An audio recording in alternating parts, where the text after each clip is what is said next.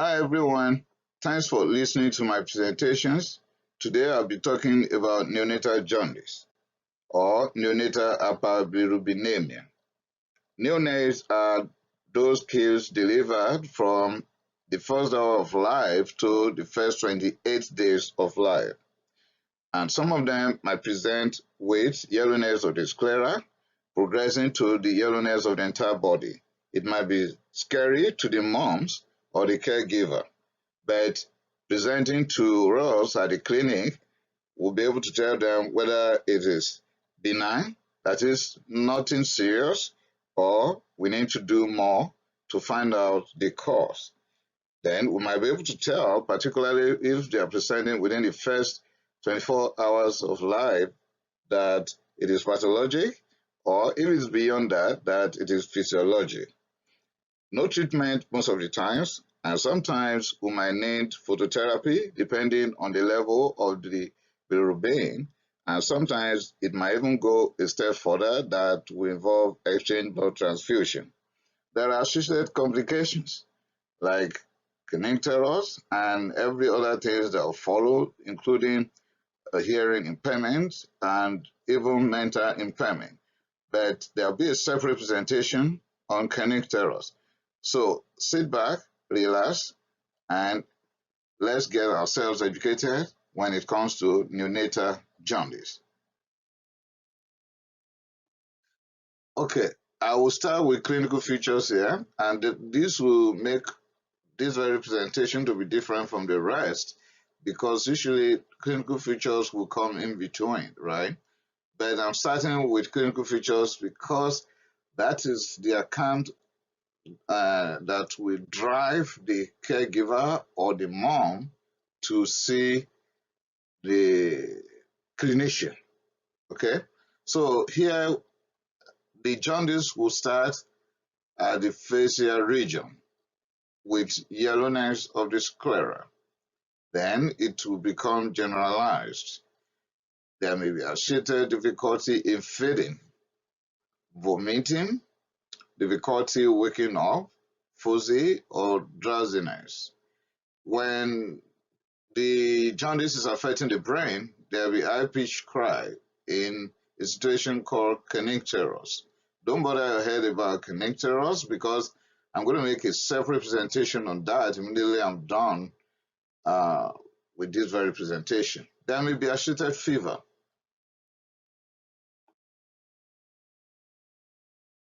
The urine may become dark colored or Coca-Cola colored urine, the way we used to call it in those days.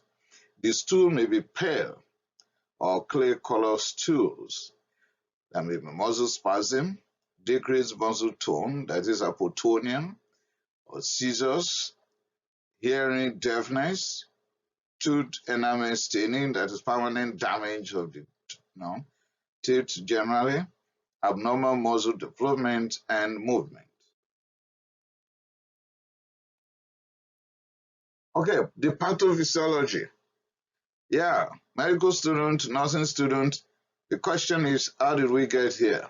Okay, Heme Catabolism, that is the breakdown of hemoglobin from the red blood cells or ineffective erythropoiesis or Cytochromes breakdown or catalase breakdown, all will produce Heme Catabolism. Heme oxygenase will catalyze heme breakdown, and that will lead to the formation of iron, carbonmonoxide, and biliverdin. Now, the biliverdin produced will undergo some processes. Biliverdin reductase will convert biliverdin to bilirubin. The released bilirubin will bind to albumin on its way to the liver. The bilirubin will detach from albumin, and the hepatocytes in the liver will take it up. Then there will be conjugation. The conjugation will make the bilirubin to become soluble, and that will take place in the liver in preparation for excretion. We are not done yet. So Since the bilirubin is now water soluble, it will be secreted into the bile and excreted into the gastrointestinal tract. There's an entity called enterohepatic circulation. Now we've reached gastrointestinal tract, right? Okay, there will be no reabsorption by the intestine because this is conjugated. The conjugated bilirubin is water soluble now in gastrointestinal tract, but the gastrointestinal tract would not be able to reabsorb it. What is going to happen then? It must be reduced to urobilin. By what? By intestinal bacterial enzymes. Okay? But we have a big problem here. That is why neonates most of the times will come down with jaundice, particularly physiological jaundice. Do you know what the problem is? The newborns, they've not been eating all these contaminated food, contaminated water, and everything. So the gut is sterile.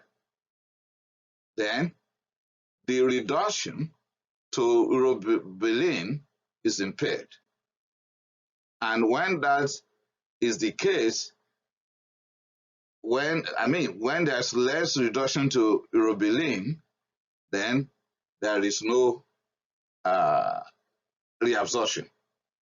So beta glucuronidase in intestinal mucosa will deconjugate the conjugated bilirubin.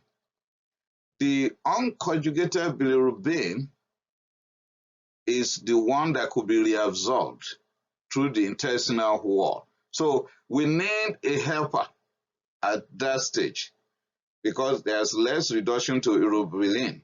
So we need beta glucuronidase, and that way deconjugate the conjugated bilirubin, giving us unconjugated bilirubin that will be reabsorbed through the intestinal wall. It is then recycled back into the circulatory system that will get back to the liver. That's why it is called intestine, hepatic, liver, circulation of bilirubin. Okay, hyperbilirubinemia could either be a problem of bilirubin production when it is excessive, or bilirubin clearance when it is decreased. So when you see a child with hyperbilirubinemia, it's either you are dealing with excessive bilirubin production or decreased bilirubin clearance. Increased production, where are we going to get that? It's possible in hemolytic processes secondary to isoimmune-mediated hemolysis, like ABO blood group, resource incompatibility, hereditary spherocytosis, hereditary elliptocytosis, G6PD deficiency. Check my channel for that. I have a separate presentation on that. Pyruvate kinase deficiency, congenital erythropoietic porphyria, sepsis, polycythemia. Somebody is saying, how could polycythemia lead to jaundice? It's going to follow loss formation, right? Viscosity, and red blood cells will be breaking down along the line. Cephalohematomas, ineffective erythropoiesis in macrosomic babies, particularly in babies of diabetic mellitus mothers, or even gestational diabetic mellitus mothers. How about decreased clearance? In this case, we'll be dealing with inherited defects in the gene that encodes UGT1A1, that is uridine diphosphate gluconeotransferase 1A. That will catalyze bilirubin conjugation with glucuronic acid, making it water soluble and could be excreted.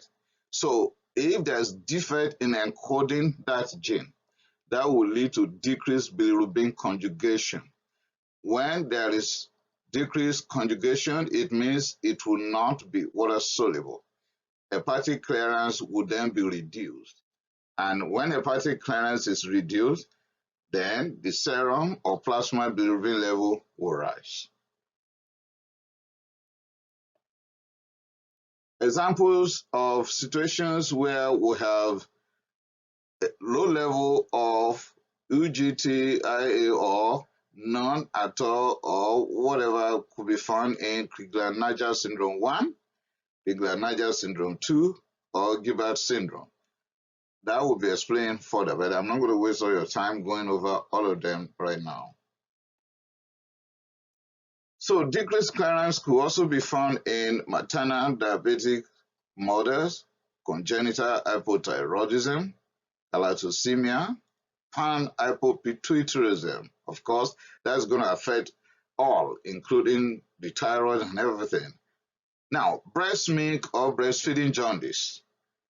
You can check my channel for breastfeeding and jaundice. There I've explained in details why breast milk or breastfeeding could lead to jaundice.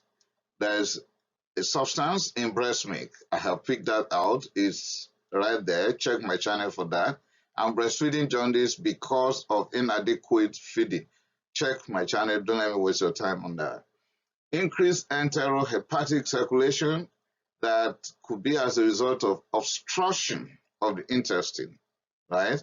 Or paralytic ileus. Might be after vomiting, losing potassium, then we have paralytic ileus that could increase enterohepatic circulation. Now, there's what we call physiologic jaundice. Of course, when there's physiologic jaundice, it means we have something called pathological jaundice, right? Or pathologic jaundice. Physiologic jaundice is now known as benign neonatal hyperbilirubinemia. Well, that was not the nomenclature when I was in medical school.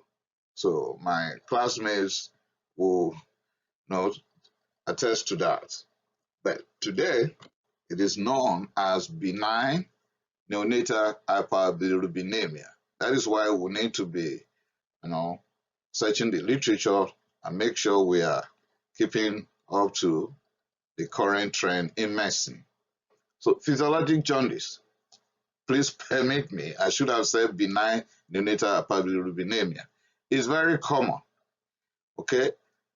And the problem is associated with immature liver.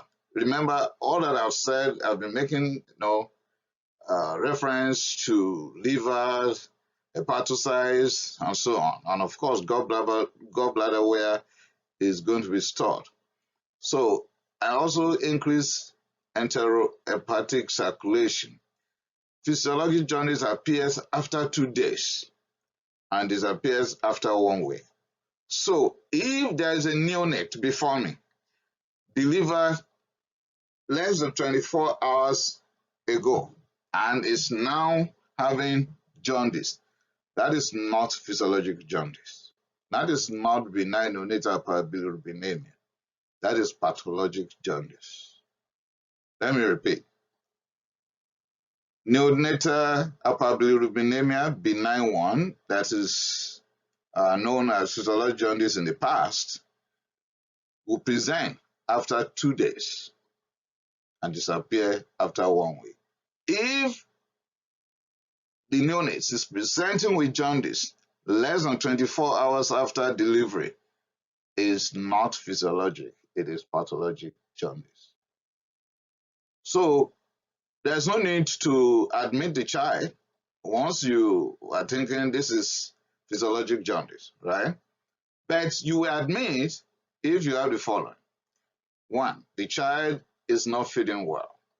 The child is vomiting, there's associated fever or diarrhea, high-pitched crying. Then it means you are dealing with something serious affecting the brain, right? Abnormal posturing or seizures. You might be handling connectors, right? Then treatment here is increased breastfeeding. Just continue to feed the child. That is if you are not dealing with serious conditions that will give you a kind of red flag on account of which you are going to admit. Because if you have this red flag, or fever, vomiting, poor feeding, diarrhea, high pitch, abnormal posturing, or seizures, you have to look for the cause and treat the cause.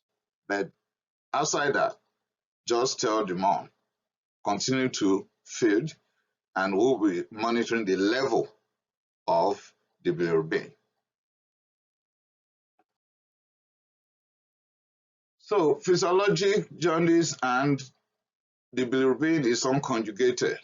It means there is increased turnover of fetal red blood cells. Newborn will have more red blood cells. They are about 50 to 60% hematocrit. They have shorter half-life span. Remember that. The red blood cells in this case will be having shorter half-life span. So there's increased turnover. When there's increased turnover, there'll be increased bilirubin.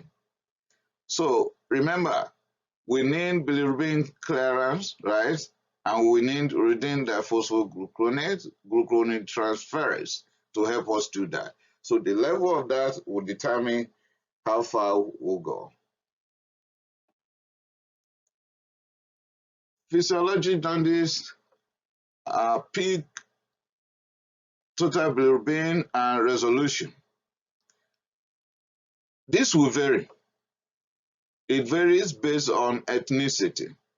Caucasians or blacks with term infants. I mean, the infants in blacks that are term and Caucasians will have peak total bilirubin at 48 to 96 hours.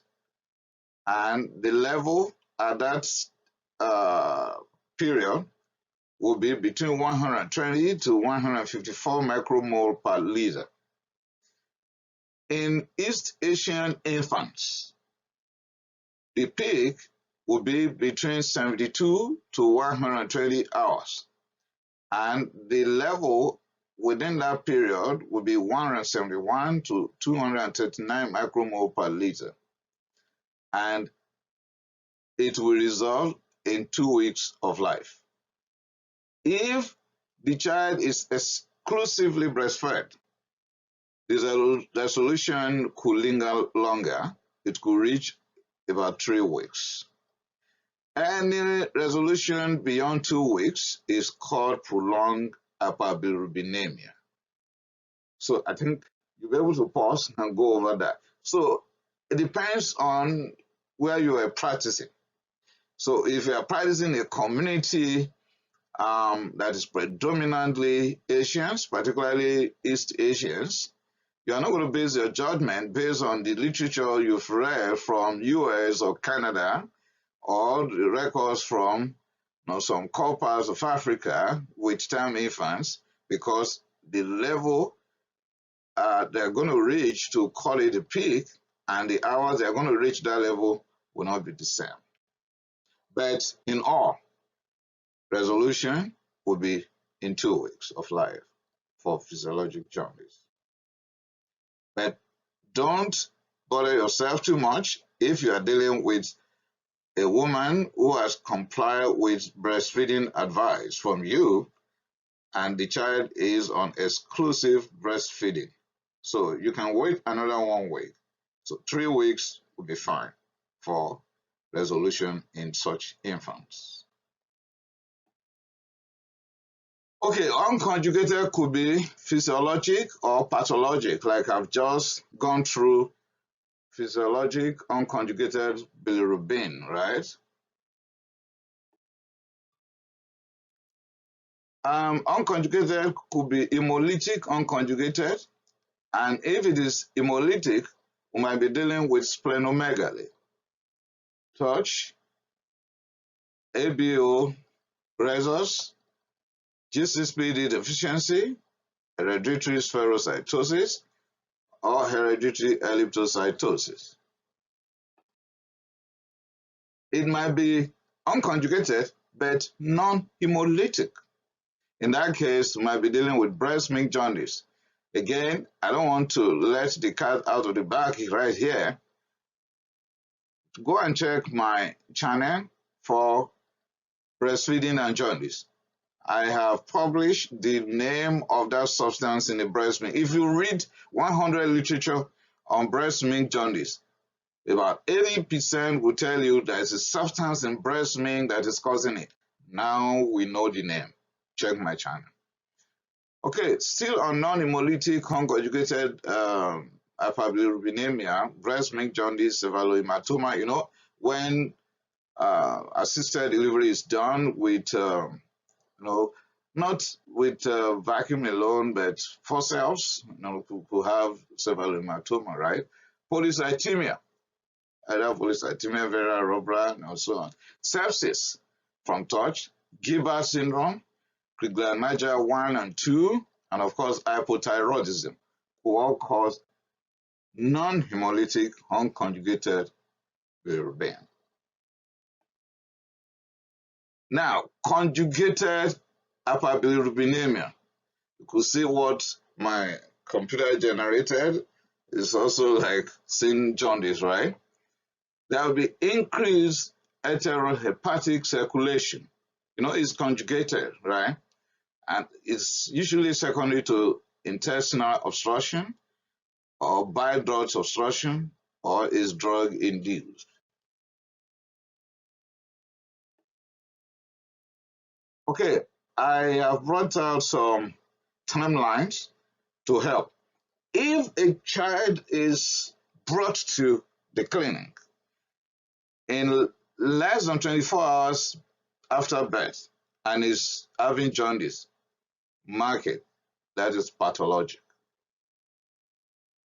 You can check my channel today after going through this one. I'm going to publish pathologic jaundice in neonates today. So check my channel. So less than 24 hours is pathologic. Don't think of physiologic jaundice here. Within 24 hours to 72 hours, then you can think of physiologic jaundice. It might be pathologic jaundice that has extended to those hours, but no, first thing first, think of physiologic jaundice. Think about polycythemia, dehydration, that is when breastfeeding jaundice will come in. Hemolytic, like G6PD deficiency, pyruvate kinase deficiency, spherocytosis, traumatic birth, like when you use vacuum or use forceps, and sepsis, touch. If it is between 72 and 96 hours, think of physiologic, breastfeeding, or sepsis. If it is greater than 1 week, then it is prolonged, right? Then think of breast milk jaundice. You could see the difference between breastfeeding jaundice and breast milk jaundice now. Breast milk jaundice, greater than 1 week before, after birth, before presentation. Then you might be thinking of prolonged physiologic jaundice, right?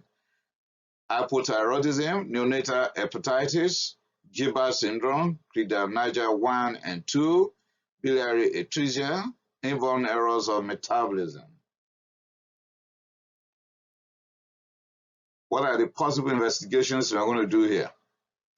You can have your complete blood count done, and that will give you a clue whether there's any ongoing infection with the values of differentials, right? And of course, you will see whether you are dealing with polycythemia here, when the value of red blood cell is very high.